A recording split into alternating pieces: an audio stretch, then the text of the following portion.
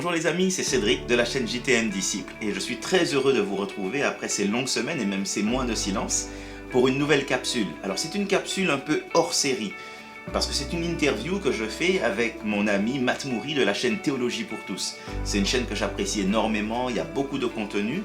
Il s'agit d'interviews, de théologiens, de pasteurs, de personnes engagées au service du Seigneur. Et Matt met très régulièrement de nouvelles interviews. Et aujourd'hui, j'ai l'honneur d'être interviewé par lui. Et tout ça, c'est après le générique.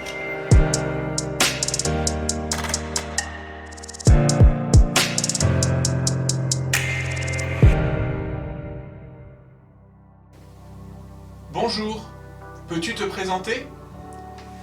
Bonjour, je m'appelle Cédric. Je suis professeur de Nouveau Testament et de grec biblique à la faculté de théologie évangélique de Vaux-sur-Seine. Et je suis également pasteur depuis une dizaine d'années.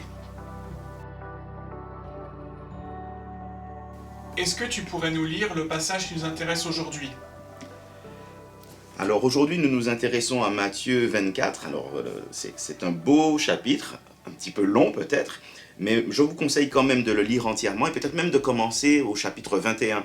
Parce qu'en réalité, nous avons toute une séquence qui commence avec l'arrivée de Jésus à Jérusalem et qui se poursuit jusqu'au chapitre 23, où là il va invectiver les autorités religieuses, et puis on arrive au chapitre 24, et je vous lirai juste quelques versets.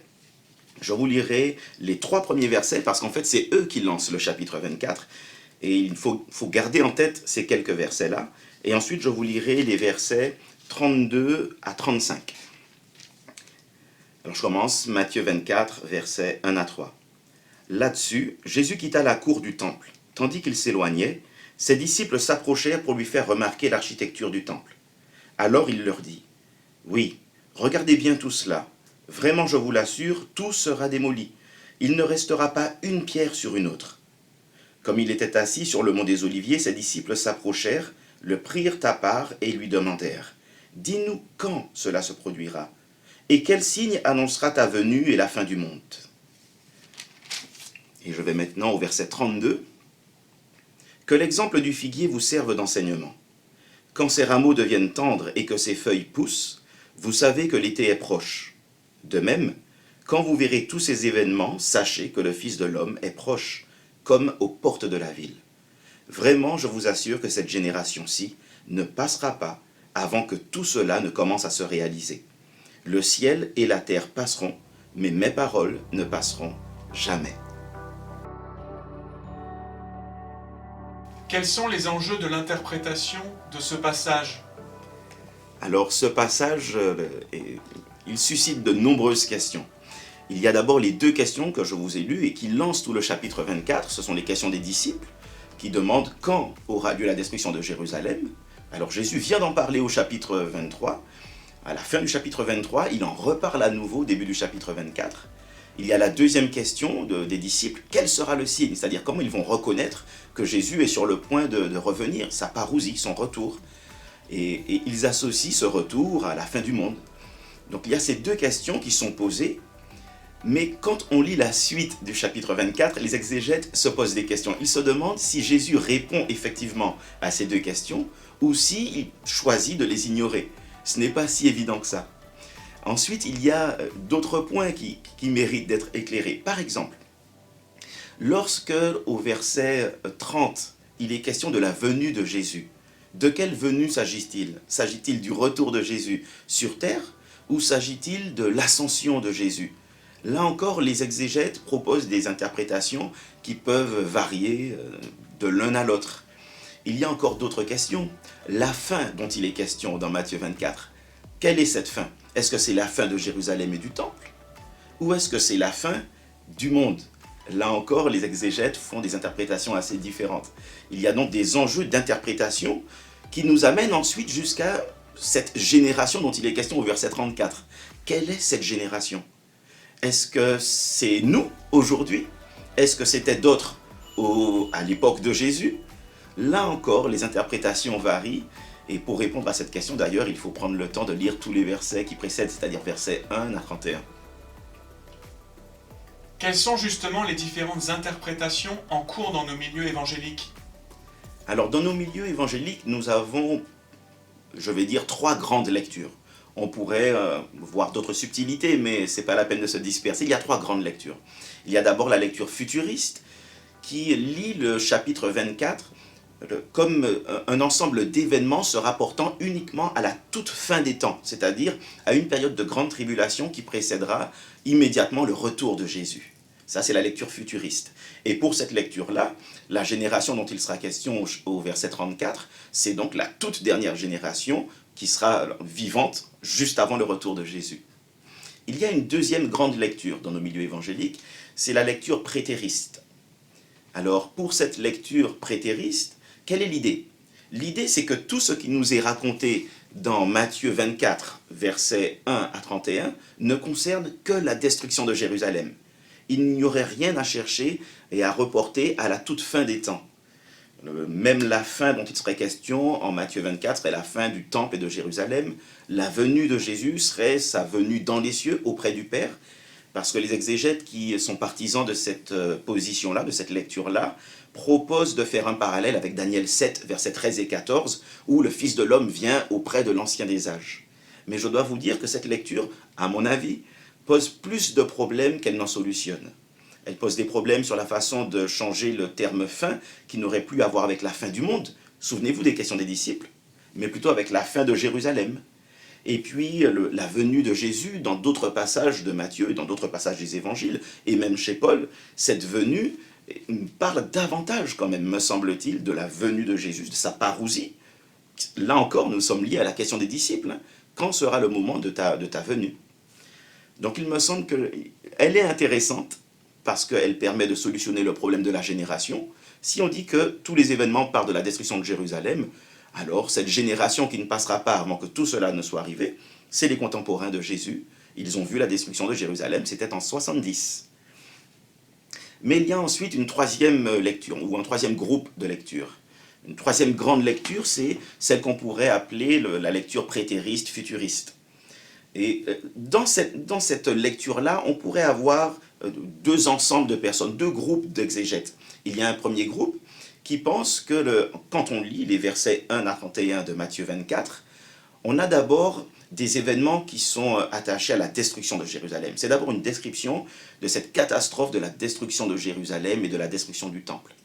Mais il propose ici qu'il y ait un double accomplissement. Autrement dit, non seulement ces versets parlent de la destruction de Jérusalem, mais en même temps, ils annoncent une plus grande catastrophe qui sera celle qui aura lieu à la fin des temps avant le retour de Jésus. Donc un double accomplissement. Les mêmes versets ont une double perspective.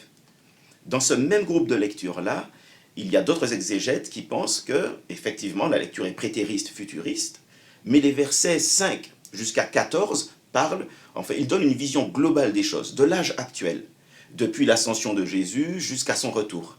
Et puis ensuite, au verset 15 jusqu'à 21, là, on aurait dans cette période-là, dans cet âge actuel, un zoom sur une période particulière qui est la destruction de Jérusalem, qui nous donne déjà une idée du type d'oppression qu'il y aura durant cet âge actuel.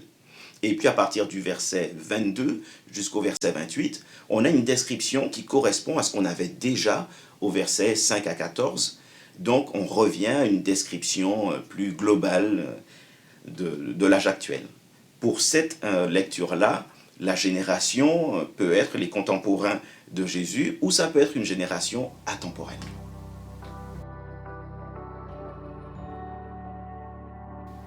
Venons-en à ton interprétation. Que signifie le verset 34 selon toi? Que voulait dire Jésus par « cette génération » ? Alors le verset 34, je voudrais vous le relire à nouveau, pour que nous l'ayons bien en tête. Vraiment, je vous assure que cette génération-ci ne passera pas avant que tout cela ne commence à se réaliser. Je lis ici dans la Bible Semeur 2000. Et vous avez remarqué que la Bible Semeur 2000 a traduit avant que cette génération, avant que tout cela ne commence à se réaliser. Et je pense que c'est une bonne traduction. Je pense en réalité qu'il y a 2 interprétations, enfin 2 me paraissent plausibles, plus plausibles que les autres. Il y a premièrement l'idée que la génération serait les contemporains de Jésus. Et la lecture que je fais est plutôt du type prétériste-futuriste. Et plutôt la deuxième catégorie, c'est-à-dire une vue d'ensemble, un zoom et à nouveau une vue d'ensemble. Et avec cette lecture-là, la génération dont Jésus parle pourrait très bien être la génération de ses contemporains, c'est-à-dire ceux qui étaient vivants au moment où les événements dont il parle ont commencé à se réaliser. Alors je comprends bien que peut-être que certains d'entre vous qui regardez la vidéo, quand vous lisez votre version, celle que vous avez entre les mains, peut-être que vous n'avez pas, avant que tout cela commence à se réaliser, mais avant que tout cela n'arrive. Et c'est vrai que ça peut créer une difficulté. Mais le verbe que nous avons ici, dans l'original, dans le grec, il est anaoriste, le verbe arriver, avant que tout cela n'arrive. Il est anaoriste et, avec beaucoup d'exégètes, je propose qu'on le lise comme un aoriste incoatif. Qu'est-ce que ça veut dire ? Ça veut dire que ici, ce n'est pas la totalité qui est en vue, mais le commencement. L'aoriste aquatif met l'accent sur le commencement. Autrement dit, cette génération ne passera pas avant que ce qui a été dit au verset 1 jusqu'à 31 ne commence à arriver. Et là, c'est tout à fait plausible avec le texte. C'est cohérent. Mais il y a une deuxième interprétation qui est plausible, c'est celle d'une génération atemporelle.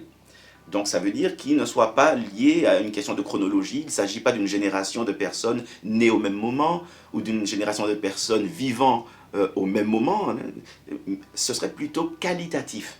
C'est-à-dire que ce serait un type de personne. Et dans le lexique sérieux, vous allez voir que génération, le mot généa en grec, peut vouloir dire aussi race, type, un type de personne. Or chez Matthieu, ce qui est très intéressant, c'est qu'il y a de très nombreuses références à cette génération, au chapitre 11, au chapitre 12, au chapitre 16, 17, au chapitre 23 et puis au chapitre 24. Et cette génération, à chaque fois qu'elle est caractérisée, à chaque fois qu'il y a des adjectifs pour la qualifier, on se rend compte que c'est systématiquement négatif. C'est-à-dire que c'est une génération perverse, adultère, incrédule, méchante, et de nombreux exégètes ont remarqué que finalement, cette interprétation de génération, l'utilisation que Jésus en fait, semble être plutôt éthique et morale, comme on le voit déjà dans l'Ancien Testament, avec Moïse dans Deutéronome 32, verset 5, comme on le voit dans le Psaume 12, verset 8, ou comme on le voit dans Genèse 7. Donc une génération qui serait plutôt méchante, un type de personne, l'utilisation serait éthique, morale. Et il me semble que Matthieu nous permet d'aller aussi dans ce sens-là.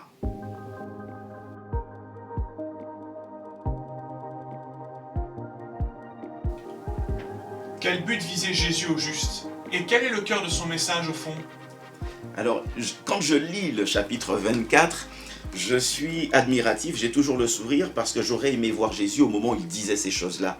Parce que notre Seigneur a une manière de répondre à nos questions qui n'est pas la réponse que nous attendons forcément. Parfois, nous nous focalisons sur des questions qui ne sont pas celles qui importent aux yeux de celui que nous appelons notre Seigneur, Jésus-Christ. Et il me semble que Jésus ne répond pas finalement au quand. Il n'y a à aucun moment une indication qui permette de savoir vraiment quand le temple allait être détruit. Nous, avec le recul, nous savons maintenant que le temple a été détruit en 70. Mais au moment où Jésus parle, les événements sont encore à venir et il n'y a aucun moyen précis pour les disciples de savoir quand ça allait arriver.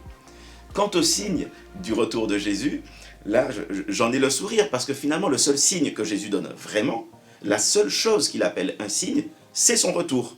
Autrement dit, le signe ne vient pas avant son retour, le seul signe, la seule révélation, la seule manifestation sera celle de son retour. Mais, une fois qu'on a dit ça, il ne faudrait pas passer à côté quand même du plus important. Le plus important, c'est ce que Jésus nous demande de faire, pas de chercher à deviner, mais il nous demande de veiller et de prier. Or, veiller et prier, ce n'est pas être passif, ce n'est pas être inactif, c'est être là où le Seigneur nous attend, être engagé à son service, nous attacher à lui, l'attendre lui, le servir lui, mener une vie pieuse qui soit caractérisée par l'amour de Dieu et par l'amour du prochain. Ce n'est pas la passivité, mais c'est une pieuse activité.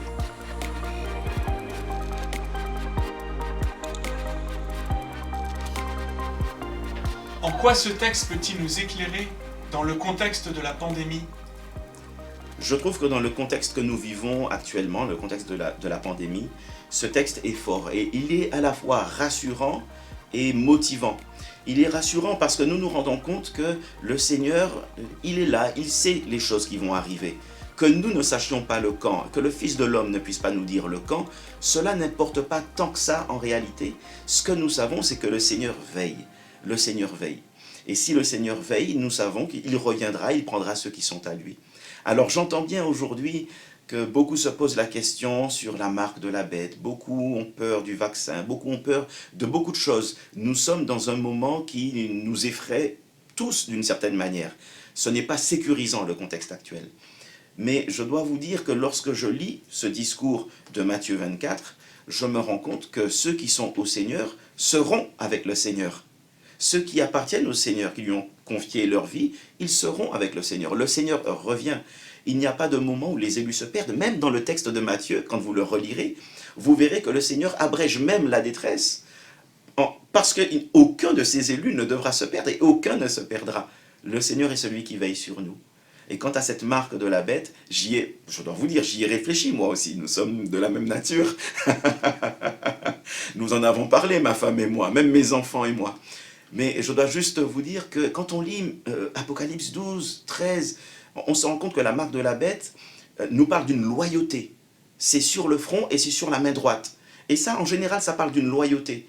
La marque de la bête est attachée aussi à une loyauté envers la bête. Et ceux qui ont, non pas une loyauté envers la bête, mais qui ont prêté allégeance au Seigneur de gloire, Jésus-Christ, ceux-là ont un autre type de marque. C'est un sceau, le sceau du Saint-Esprit. Alors ceux-là, ils sont en sécurité dans la main de leur Seigneur. Mais ça ne doit pas simplement nous réjouir. Maintenant, ça doit nous pousser à prier pour que beaucoup soient scellés du Saint-Esprit, que beaucoup reçoivent la bonne nouvelle de Jésus-Christ.